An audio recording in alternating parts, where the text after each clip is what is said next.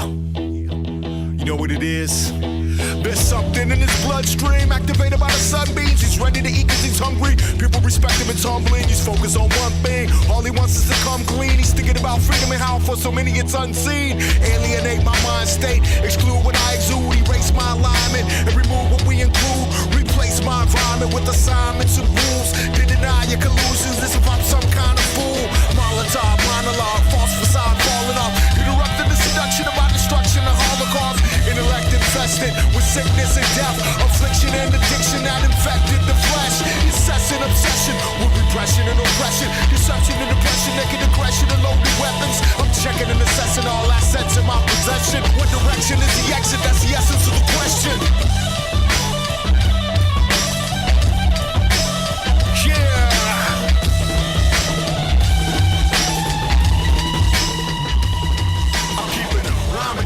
Like an ancient icon, reminding my mind and my body that God is my audience. Keep my cognitive positive. Thought is provocative. I want my prerogative, and it's more than just talkative.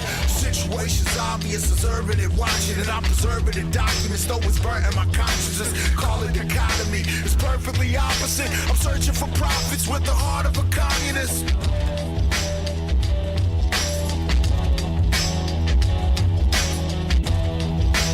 Welcome to Removing the Thorns. I'm Mondaine, president of Portland's NAACP. In this 6-episode series, I will be interviewing some of our city's leading professionals to discuss why this is the moment to take a stand of historic significance for equality, for justice, and for a community that works for everybody. Today's conversation is going to highlight on what's real for marginalized communities of color, especially African American people here in Portland. We're going to have with us my good friend and esteemed colleague, Emcee, activist, educator, and all those other kind of things that makes a great African American, Mic Crenshaw. Hey, it's great to have you on our show today. It's good to be here. Thank you. Man, I am so excited to see you in so many places and in so many venues. And what I like about your energy is that you're unapologetic about bringing to us what's real. Tell us about who Mic Crenshaw is. How would you define Mic Crenshaw? You know, I have my professional life as a cultural activist. So I'm an activist. I've been involved in social justice activism in various forms, from fighting white supremacy actively in the 80s and 90s in a violent struggle, to housing justice in the 80s and 90s, and then later in the 2000s here in Portland. I've worked in Minneapolis and Chicago, and many years here in Portland, and done some work in different countries on the continent of Africa. And you know, the activism and the political consciousness and social consciousness is central to my identity. And that's allowed me to also work as an educator, to be in classrooms. It's also what drives a lot of the creative expression I do as a spoken word artist and as an MC involved in hip hop. The motivation to do this work continues to be your lifeblood. Yeah. And in your view, what's going on that's necessary for conversation right now in the climate of Portland's place of racial tension? You know, my own individual path is so central to the work that I do in the community at large. And so while I'm observing and participating in what's happening here in the city, as a community member, I'm also going through my own subjective changes. Yeah. You know, and the level of responsibility and accountability to my family has called me in ways that, you know, have been really humbling in recent years. You know, I had to move my grandmother out from Chicago, and she's towards the end of her life. You know, she just turned 93, and being her primary caretaker has taken a lot of focus for me. So I think, you know, I'm economically and professionally in a better place than I've been in my life. And I think the level of attention and awareness that I'm being called to prioritize in regard to, family stuff is something that is real for me right now. So that said, I think I have a better sense of, if you're privileged enough to be in a position to wind up having to take care of people you love, the types of things that you have to contend with. And these are lessons I'm learning as an adult that are not always the sexiest things to talk about in art, that are not always the most engaging things to get up and make a public statement about at a demonstration. Nonetheless, this is real. One of the things that I appreciate about what you just talked about is the beauty in the culture of blackness. It is incumbent of us to take care of our elders. Come on. And to do anything less than that is an injustice. Yeah. So I'm so grateful that you reminded us of having to take care of grandmama, big mama. That's right. And I've had to do the same thing for my parents. My aunt just passed away, who was the last matriarchal presence in our family, Dorothy Taylor. Shout out to her. Big and I'm so grateful to have had the parentage that I've had, but the privilege to take care of those that we love and take care of our community is what drives us to do what we're doing. If you paid attention to our last two shows, we talked about the incident that happened with Jermaine Massey in the Doubletree. We had Paul Peralta on, who was the manager at the time, and then we came back with Jason Kafori, the lawyer for Jerome Massey. What's your take on what happened at the Doubletree? I wish I'd been following the consequences, the reverberations and implications more closely. I'm aware that the brother had every right to demand some type of compensation, just on the logic level. The fact that his human rights and civil rights were violated and disrespected in the way that they were, but I'm not really clear on where the what phase of is there going to be some type of monetary outcome or reparations, in regard to justice. But I think in reflecting on that incident, I think we know, being black folks, that that's common. Yeah. And in this environment, I'm always looking at history and wondering what the similarities are between what my ancestors went through and what we're going through currently. And sometimes it feels so parallel that it doesn't feel that different. Yeah. Sometimes I actually have to wonder if things are worse in certain ways, or maybe it's just because we're more aware of things because of social media and there are cameras everywhere. But the bottom line is we are under attack consistently. Now that leads me into the question I was going to ask you. Is this your father's civil rights movement? Is this the same movement that you saw your father stand up for? And if not, why is that so different right now? Well, I had a guest on when I was interviewing Ryan Dillard, DJ Stage One. Big shout out to him from Minneapolis. And we spent some time together on the streets in North Minneapolis, South Minneapolis in the 80s and early 90s. And he just released a book called The Bridge Is Over. So I was asking him to reflect on the time in which we were teenagers in the 80s and 90s and in our early 20s. And we were actually engaged in a regional struggle against white supremacy and organized hate groups on the streets as youth. And we were self-led and self-organized. There weren't adults telling us what to do. We decided to band together and confront these issues. And so I said, what do you think about the difference between where we were then and where things are, and where do you see things headed? And his answer humbled me, and he said, I can't tell you where things are going to be. It's always very difficult for somebody to predict where the future is going to go. So in his answer, I reflect on my own understanding. Okay, when I had less to lose and I was driven solely by passion and emotion, I was more willing to go to where the enemy was and engage the enemy on whatever terms were set forth.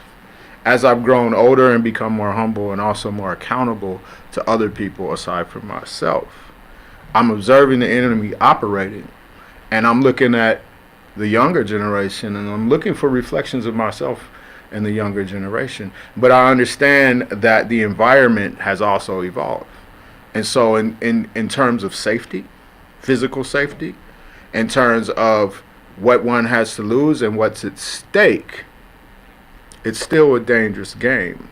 But what I'm not seeing here in Portland, okay, outside of demonstrations, okay, is a mass youth movement that has youth-driven, youth-led movement that has sustained long game, sharpened analysis of the task at hand based on their understanding of it. What I do see is I see a lot of us who are aware, but who are reacting and responding to the assault that we've been under historically and currently.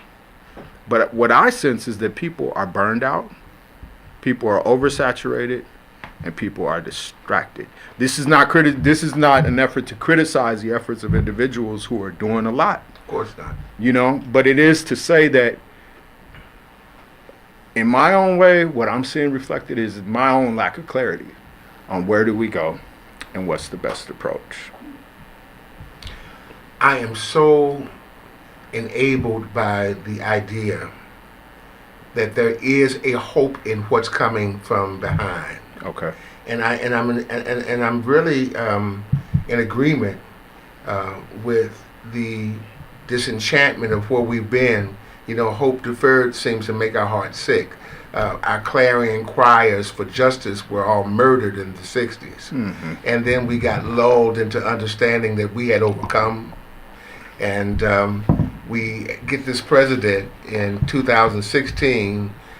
You know the problem about infestations in our neighborhood, as he calls us the infestation, those roaches that we couldn't get rid of, that, you know, your mama and my mama, you know, fought us tooth and nail about keeping the house clean because we didn't want roaches. You understand what I'm saying? So now in 2016, he comes and turns on the light, and America finds out that it's got roaches, okay? Mm-hmm. And what do we do with those roaches? How do we exterminate them? So I tell you, the answer is in raising the awareness in our youth and then getting them to move forward with the vision. Where do we start with that? You know, I've been in classrooms consistently for most of my life as an educator at this point. So I'm in direct contact with young people, you know, who are living on the streets of our community. Not only am I doing that work locally, connecting social consciousness, social studies, looking at history, race, class, economics, movements for liberation, and using art, hip-hop specifically, and spoken word, creative writing projects as a lens to access that kind of content, discuss it through dialogue, do creative projects, record songs, do performances, and when lucky and fortunate, organize and get on an international level, take some youth on exchange trips to different countries in Africa and build mentorship through that. That's the heart of my work, you know, in addition to writing, recording, performing socially conscious music. So in that regard, I do what I can. I do the best I can. I'm grateful to be able to do that work.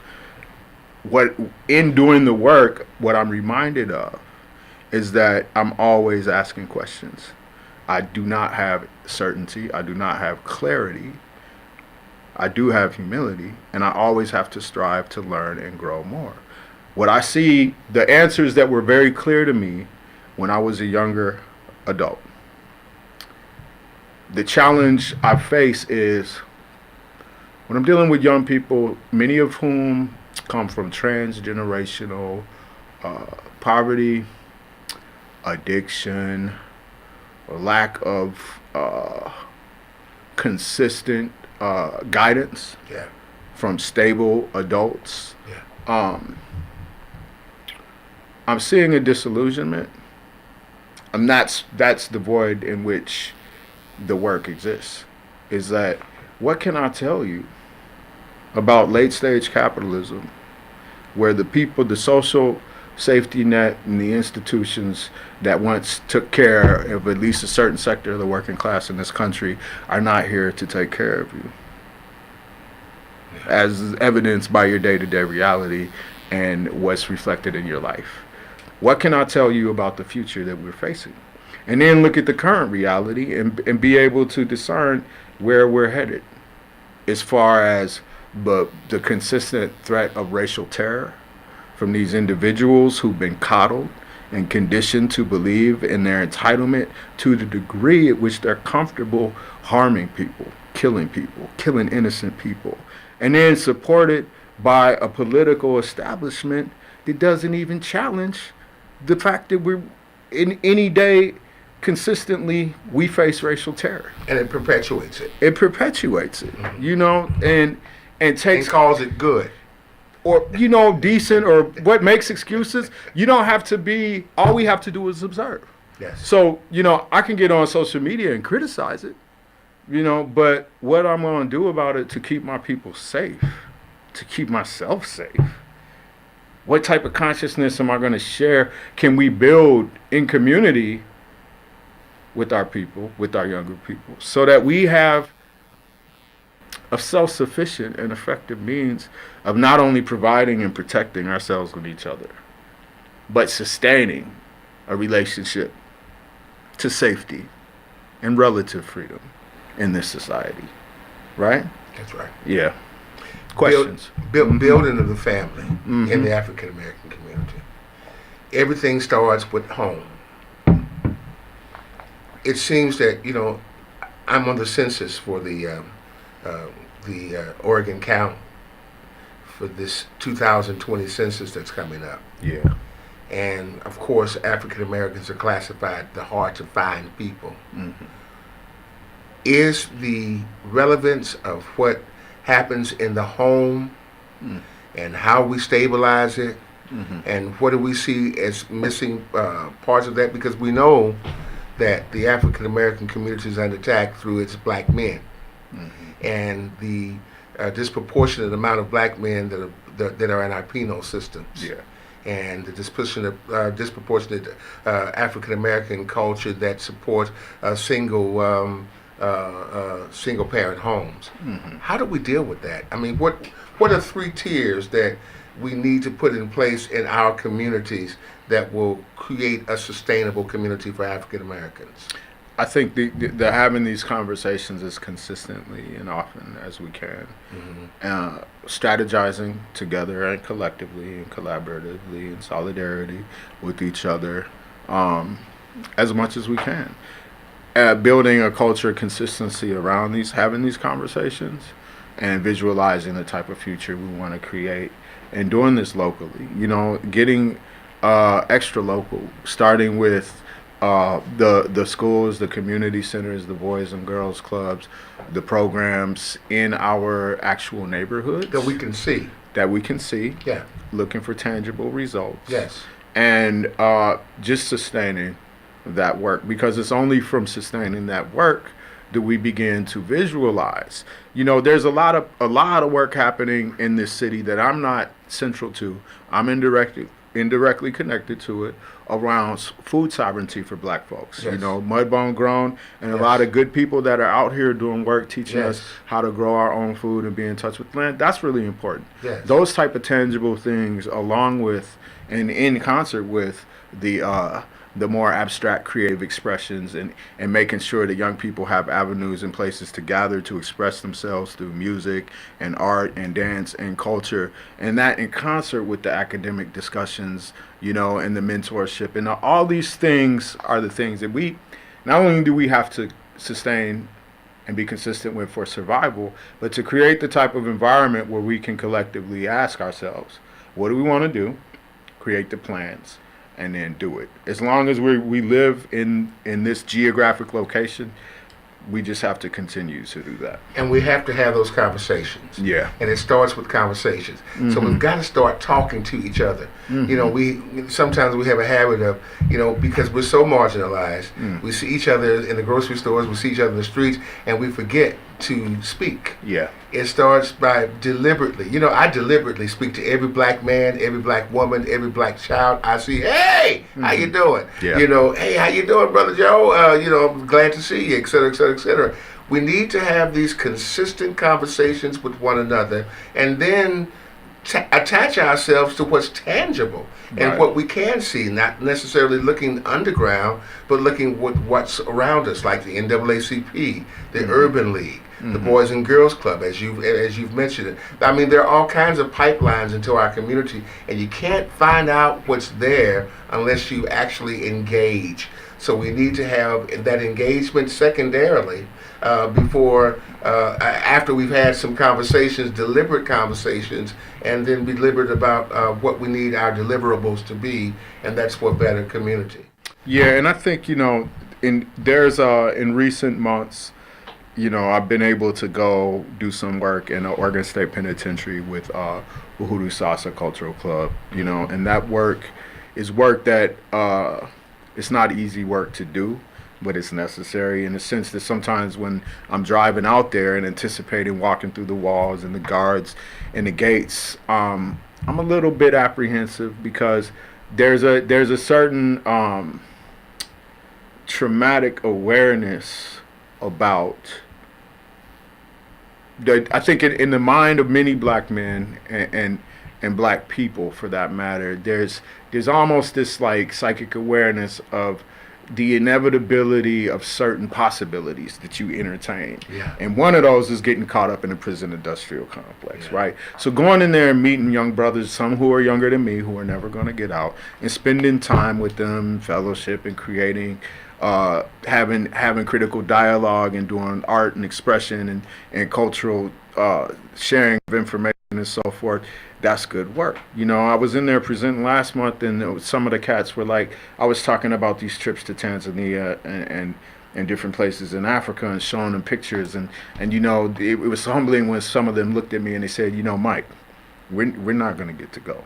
So what can we do, you know, in relation to this information? We love the pictures, but we aren't going to get out of here. And I'm like, you know, if you're in a situation where we can't get you there, I want you to be thinking about the young people that are coming behind you that aren't here yet. Yeah. And think about doing what you can with your consciousness and energy to help them imagine getting there, because they haven't wound up in the situation that you're in. You know, and so I don't know, I just feel like there's always so much to do. And in me answering that last question, I actually forgot what the question was. Pardon me. It doesn't matter. There's a million questions. Right. And there's a whole lot to do. Yeah. And we can't do it all. My last question for you today is this. I know that there are many of us as African Americans, as other immigrant groups, who are very afraid of the census, and whether or not that does anything to move the needle where black issues are concerned. Yeah. But then the critical question of what does our vote, how much power does that have? And I just wondered if you had any thoughts kind of surrounding those two issues. You know, the census and voting are things that have never been, I've never been very passionate about in my relationship to how I interact with electoral politics and the power structure of elected and selected officials that create the systematic infrastructure of our municipalities and our country and so forth. And in me saying that and owning that, I'm not saying that people didn't fight, that people didn't die, that there weren't mass movements to ensure that all of us had equal access to these rights and privileges. But what I am saying is that my work and the work that I know creates the tangibles, the deliverables, the things that I can touch and that I can feel aren't based and centered on the electoral processes. What I know is that there are people in this city who have been either selected or elected based on their credibility, based on their integrity, and based on the people's support that I actually have relationships with, that I trust, And that I feel like if I need to go and have a conversation with them about something that's representative of larger concerns outside of me as an individual, I can do that. And that those people are going to be honest with me about what we can do together. So, I know that's, some people want to be like, well, do you believe that everybody should vote? Or you believe that people don't vote? Or one person won't vote? What's your stance on that? My stance is do what drives you and do it with your consciousness. If you vote, then vote with your heart. Vote for who you believe in. And what I'm saying is that people who are in positions of authority that have been granted, I'm going to look at those people, whether they're running or whether they're already in office. And I'm going to do a heart check. Do I trust that that person has the type of integrity that they say they have? When I look at the larger issue, okay, on a national level, I'm looking at these debates. I'm looking at a bunch of fools get up and recite and regurgitate and sometimes do a poor job. Yeah. They're not even physically behind the type of stuff that's coming out of their mouth, and you can tell. Yeah. So to me, there's a lot of pageantry that's really about people getting a position and promising you, if I get in this position, I'm gonna do this. But it's really just about them getting in that position. You know that. You can tell by looking at that. And so that's not where my excitement is. My excitement is in the work that we actually do and the tangibles that we have to be accountable for.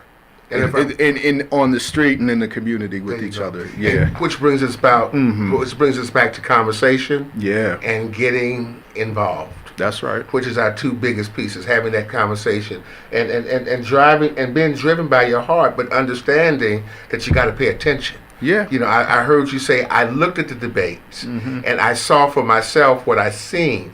But if you're not looking, and if you're not there involved in that conversation, then you can't see that. And I would be remiss to say, let's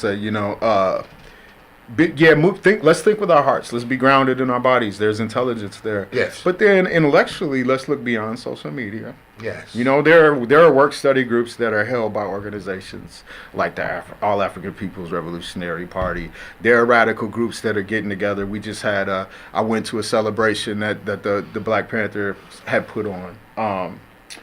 In regard to celebrating the culmination of Black August. Learn about the political consciousness of those that have come before us, that have studied movements for liberation globally, including our own people's movements for liberation globally, whether it was insurrections that got Haiti liberated or insurrections in LA in the 90s. Let's study the ways that we've moved collectively for our rights and for our liberation and make that part of our outlook, because we can't imagine that in 2019 and 2020 and going forward, that whatever things we're going to earn through struggle are going to be separate from the history that we have. That we're on a continuum. It's in our lifetimes we step into the shoes and we step onto the shoulders of those that came before us. You know what? And that's a beautiful point to end on. Mike, you are a jewel, a leader extraordinaire, a big brother, a counselor, and most of all, a friend. Thank you. We're grateful that you're here in Portland, man. And we're grateful that you're part of the Black experience. Thank you for being here with us today. Thank you. Listen, I want to make something extremely clear about my intentions for the show and for my presidency of the NAACP. My goal is to address the issue of racism and hatred and hit it head on. One of the NAACP's objectives is to inform the public of the adverse effects of racial discrimination and seek its elimination and call for its head. The question I am asking all of us is, how do we do that together? As one united voice, how do we stand? We have a responsibility to ourselves and to each other to be the advocates for change, the change that we all want to see. I invite you to join me. You can be a big part of this movement by attending our gala, Removing the Thorns of Racism in the City of Roses, at the Lloyd Center Doubletree on October 5th from 6 to 9 p.m. with special guest gospel legends Zella Jackson Price of Say Amen Somebody. And you can do that by purchasing your tickets today at www.pdxnaacp.org. I want you to remember something. United, we have the power to confront the forces of hate by celebrating the fundamental dignity of every human being and by using our voices to demand our city live up to its highest ideals of fairness, diversity, and inclusion. See you next Friday at 10 a.m. Look, good day, Portland, and I want you to remember something. Stay strong.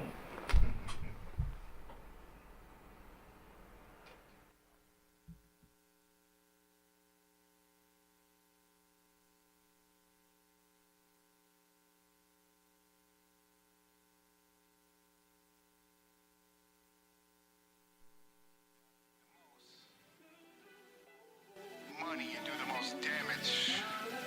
How do we hold them accountable? 7 million, that's a lot of us. Critical mass of consciousness. So I'm gonna ask if God exists, and I can't really say that I'm positive, but I am confident that apocalypse is a consequence of thoughtlessness. Without clean water and oxygen, then the populace will not persist. Sky, the land, and Mother Nature, it's all we have, and it all is sacred. Time is now, don't wait to waste it. Once it's gone, then we can't replace it. What if this world is all we get? All the signs say stop, but we're not convinced. What's the hypothesis? If we continue the opposite, I'm like a mechanic on a diagnostic. Eyes open, trying to see the options. Increase the peace, proceed with caution. Take risk, shape shit, decrease the toxins. On a mission to do less damage. Limit emissions and eat organic. Refuse to panic while I'm on the planet. I'ma make a difference before we vanish.